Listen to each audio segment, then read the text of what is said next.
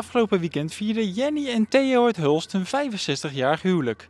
Vandaag komt de burgemeester ook nog eens langs om dit jubileum echt onvergetelijk te maken.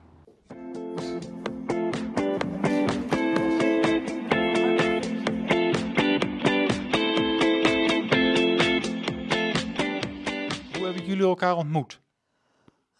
Op een dansavond in Sint-Jansteen. Oh kijk, en toen was het meteen liefde op het eerste gezicht?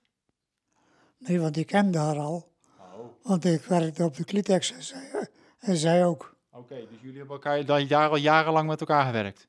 Ja, kun je wel zeggen, ja. Maar toen op die dansavond is de vonk overgesprongen? Inderdaad.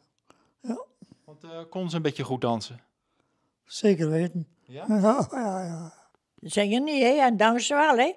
Oké, jullie dansen nu ook nog wel eens? Het gaat niet meer, hè? Kan niet meer. Ja, wij doen alles nog alles samen. Kijk. En nog vele jaren. Ik hoop het, hè? Ik hoop het. En ik ben 15 jaar voorzitter geweest van het gemengd koor Sint-Cecilia in Klingen. Heel goed. En dan, wat zing je dan zoal?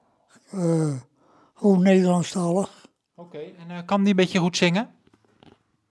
Ja, maar ja, er zijn niet veel dus. Nee, ook niet onder de douche of zo?